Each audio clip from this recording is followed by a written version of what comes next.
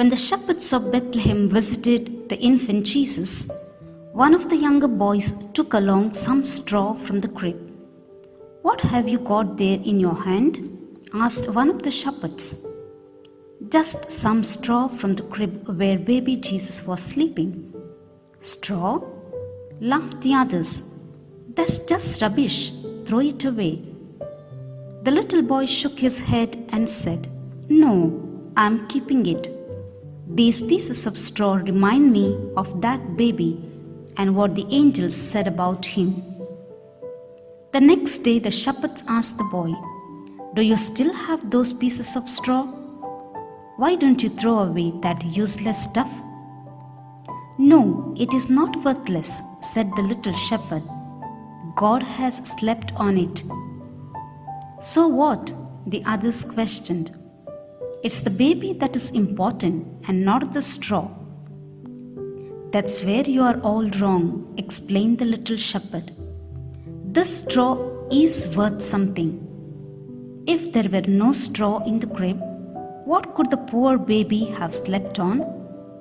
No, this handful of straw tells me something. It tells me that God makes use of small, worthless things. God needs us, little people, to help Him do His work." Friends, does the story speak to you? To me, it does.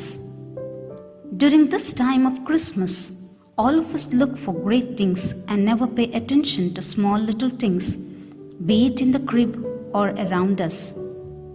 Of course, straw is worthless if we don't pay attention. But a closer look will help us to understand how little straw can give warmth to baby Jesus on a cold night.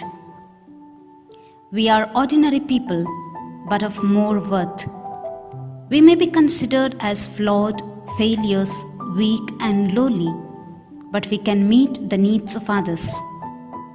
God sees our great faith and trust in Him behind all our flaws, sins and shortcomings, and therefore He makes use of us for His work.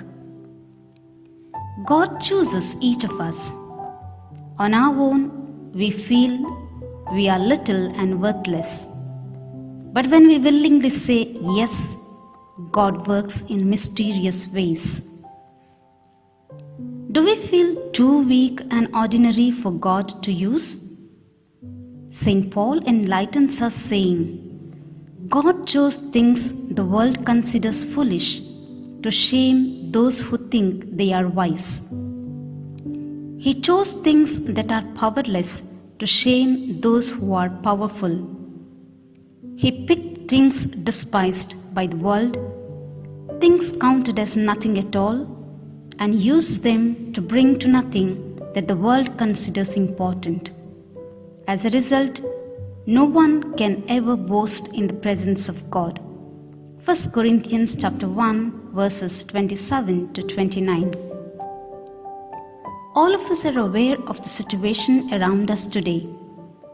We often question God, saying, "Why you allow the powerful to win always and despise the poor little ones, powerless and worthless?" Christmas is not only a season to celebrate the birth of Jesus, God becoming man, but it is a particular time to know that God is at the side of the poor and powerless. He takes the human flesh to strengthen the weak and broken.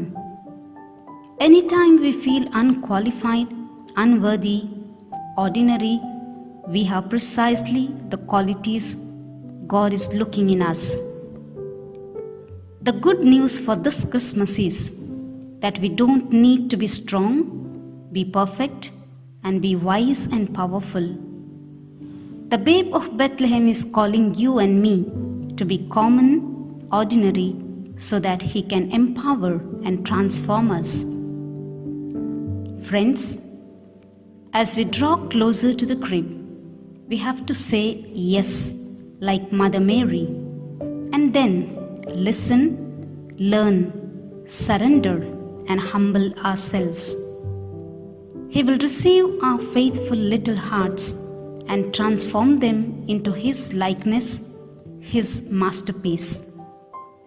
He makes us whole, shapes our life, and recreates us into something beautiful. We find our worth in Him alone. This is why the Word became flesh and dwelt among us. Let us not be afraid to become little straws sometimes, so that we allow Jesus to rest on us. Friends, have a grace-filled and joy-filled Christmas.